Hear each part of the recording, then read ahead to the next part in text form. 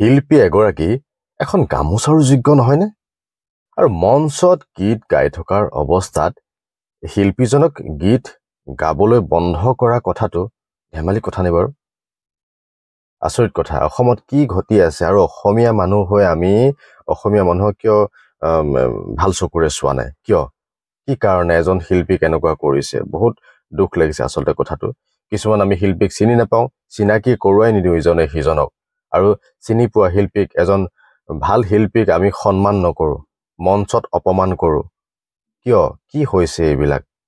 সিদিনা সাহিত্য সভাৰ যি অনুষ্ঠান আছিল, প্ৰণীতা বৈশ্য মেধি বাইদেউক গীত পৰিৱেশন কৰিবলৈ মাতিছিলে, কিন্তু এনেকুৱা কৰিলে। প্ৰণীতা বাইদেউৰ লগত এনেকুৱা হ'ল। কি হ'ল? তেওঁক প্ৰথম গীতটো গাবলৈ দিলে, দ্বিতীয় গীতটো গালে, ৩ নম্বৰ গীতটো গাওঁতে কোনোবাই বোলে পিছফালৰ পৰা আহি তেওঁক বন্ধ কৰিবলৈ ক'লে, গীত আৰু গাব নালাগে। গতিকে এনেকুৱা ধৰণৰ হ'ব নালাগে। এইটো এটা উচিত বিচাৰ হ'ব লাগে, শিল্পীক সন্মান কৰিব লাগে। আজি আপোনাৰ লগত হৈছে, কাইলৈ বেলেগৰ লগত হ'ব, পৰহিলৈ বেলেগৰ লগত হ'ব, তাৰপিছত বহুতৰ লগত হ'ব পাৰে। গতিকে শিল্পীক সন্মান কৰক। যদি তেওঁক মাতিছে, তেওঁক মৰম কৰক, এখন গামোচা দিয়ক। গামোচা বহুত অনুষ্ঠানত পাই থাকে, কিন্তু আপোনালোকৰ অনুষ্ঠানত যেতিয়া আহিছে, গামোচা এখন সদায় দিব লাগে। এয়া আমাৰ মৰম, নহয় জানো? গতিকে প্ৰণীতা বাইদেউৰ কথা কোনো ক'বই নালাগে, সকলোৱে জানে। এই ফুলেশ্বৰীৰ পৰা আদি কৰি কিমান লোকগীতৰ তেওঁ চৰ্চা কৰিছে, তেওঁ গীত গাই গৈছে, মানুহৰ মাজত তেওঁ পৰিচিত।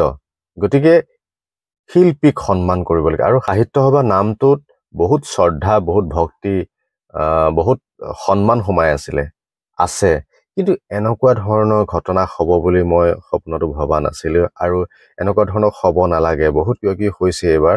গতিকে এই যে যিটো কৰিলে শিল্পীৰ লগত, বহুত দুখ পাইছোঁ, বহুত বেয়া খবৰ, এইটো বেয়া কথা। গতিকে এইটো এটা ভাল বিচাৰ হ'ব লাগে, আৰু এনেধৰণে কোনো অনুষ্ঠানতে শিল্পীক অপমান কৰিব নালাগে। গতিকে এতিয়া ৰাইজৰ ওপৰত ডিপেণ্ড কৰে আচলতে। ৰাইজে নখ জোকাৰিলে নৈ বব। গতিকে উচিত বিচাৰ হ'ব লাগে, ৰাইজে বিচাৰ কৰক, আৰু সাহিত্য সভাই এইটো বিচাৰ কৰক যে কিয় ভুল হ'ল, ভুলটো স্বীকাৰ কৰক।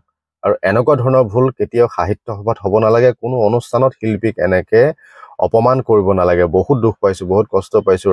এইটো এটা বহুত বেয়া খবৰ আচলতে।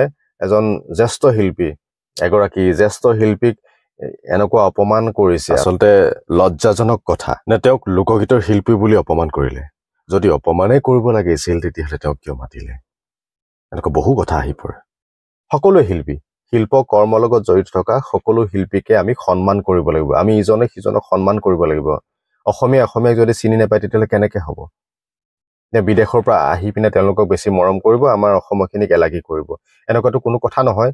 মঞ্চ এখন দিছে যেতিয়া, মঞ্চখনত তেওঁ যেতিয়া গীত পৰিৱেশন কৰিব বা বিভিন্ন অভিনয় হওক বা বিভিন্ন ধৰণৰ কিবা কৰিব, তেতিয়াহ'লে তেওঁক সন্মান কৰক। আৰু সন্মান কৰাটো সকলোৱে সৰুৰ পৰা শিকি আহিছে। মানুহ হ'বলৈ শিকিব লাগে আচলতে। বহুত দুখ পাইছোঁ আচলতে এই কথাটো। বহুত মানে এটা বেয়া গতিলৈ গৈছে আচলতে। এনেকুৱা কৰিব নালাগে। সকলো আমি মানুহ হিচাপে জীয়াই থাকিব লাগে, আৰু সকলোকে সন্মান কৰিব লাগে, প্ৰতিটো বৃত্তিকে সন্মান কৰিব লাগে, প্ৰতিটো কামক আমি সন্মান কৰিব লাগে। গতিকে বহুত দুখ লাগিছে, এটা দুখৰ খবৰ। আৰু প্ৰণীতা বাইদেউৰ লগত যি হ'ল, সেয়া যাতে আৰু কোনো শিল্পীৰ লগত হ'ব নালাগে। আশা কৰিছোঁ যিমান পাৰে ভিডিঅ'টো শ্বেয়াৰ কৰক, আৰু সোনকালে উচিত এটা বিচাৰ হওক, আমি তাকে কামনা কৰিলোঁ। ধন্যবাদ।